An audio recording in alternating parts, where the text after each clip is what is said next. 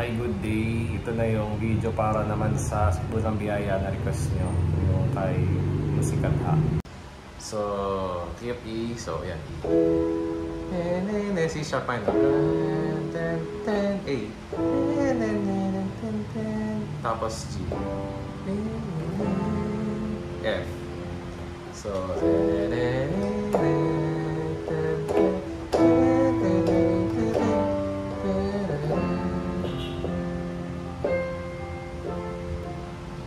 tapos, verse na.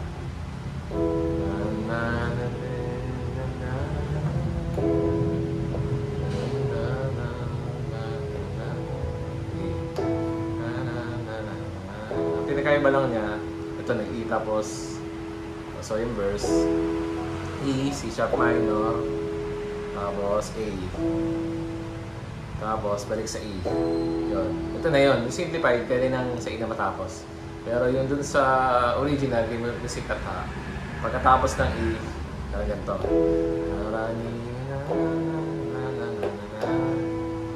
Ito na.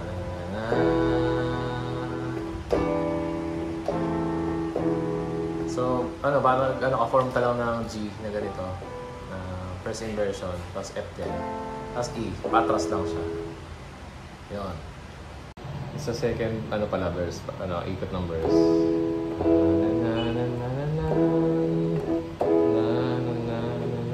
Yan, so parang si E, sharp minor, E, yan. Tapos, mag-iiba siya. E over B, tapos B minor.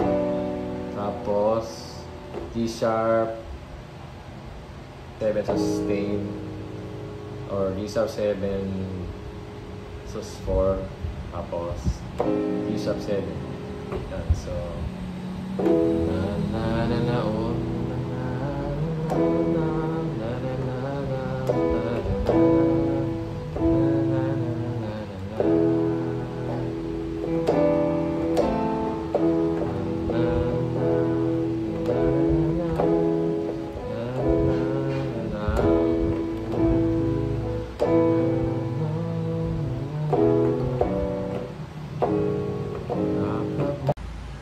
tapos doon sa 3 chorus na C sharp minor yan.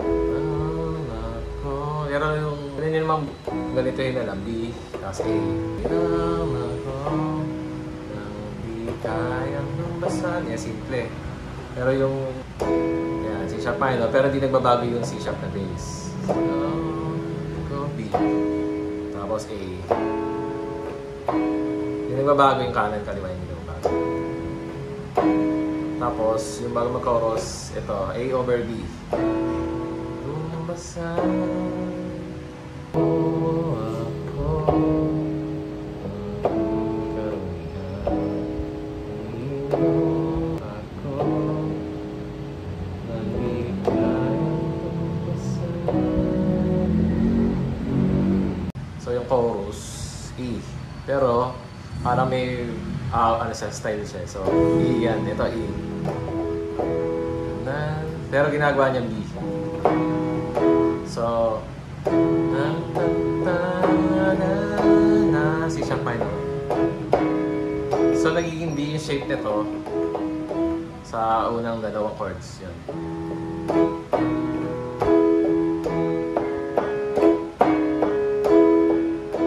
C sharp minor. A over B, tapos B over A, tapos E flat minor 11. Ito, ano siya? Tapos D9, tapos C sharp minor, C sharp over F. Salamat sa sutulang. So yun, F sharp minor, E over G, A. Tapos, kasunod is E over D, tapos D over C, A over B. So, ito yung second loop ng chorus. Sharp minor. Sharp minor. A over B, dalawa. Tapos, B13, pero para B6 na lang ginawa kasi malayo masyado.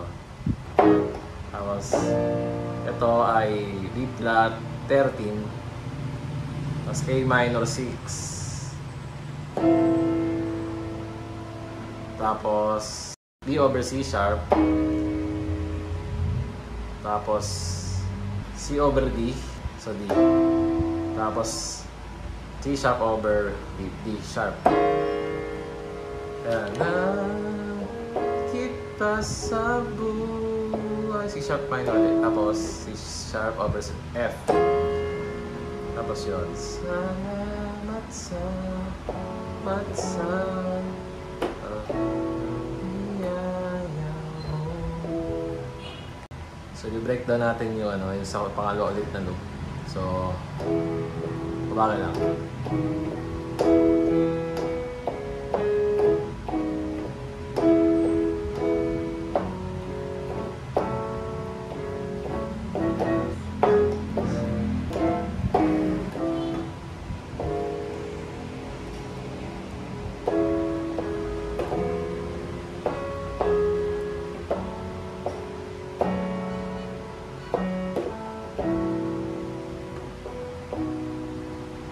Simplified, kung gusto nyo simplified na chorus, ang ginagawa lang, ulit-ulitin mo lang yung E, tapos C sharp minor, tapos F sharp minor, tapos B, tapos G sharp minor, yung ginagawa na iba, tapos E sharp 7, tapos yan. Ulit-ulitin mo lang yan. Tapos na yung chorus. Pag tingnan naman natin intro, ay hindi na siya mag-i-intro, parang dulang biyaya mo. So yung parang A, G, F lang yun. Tapos verse ulit. Tapos hindi natapos na yung pangalang chorus. So yung yung chorus na dulang biyaya mo.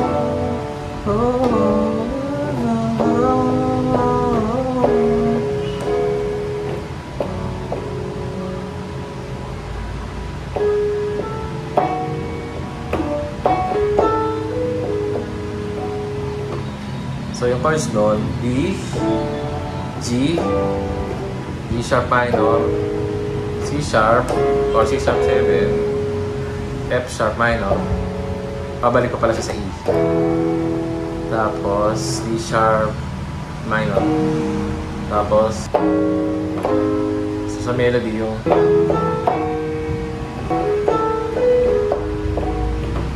so balik ko dito sa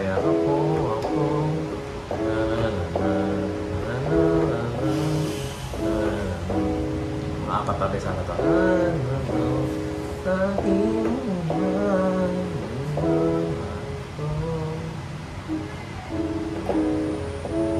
Tapos depende naman kung gaano katagal sa worship leader.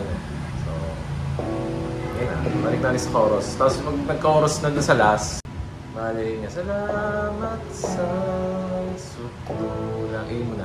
Tapos A minor.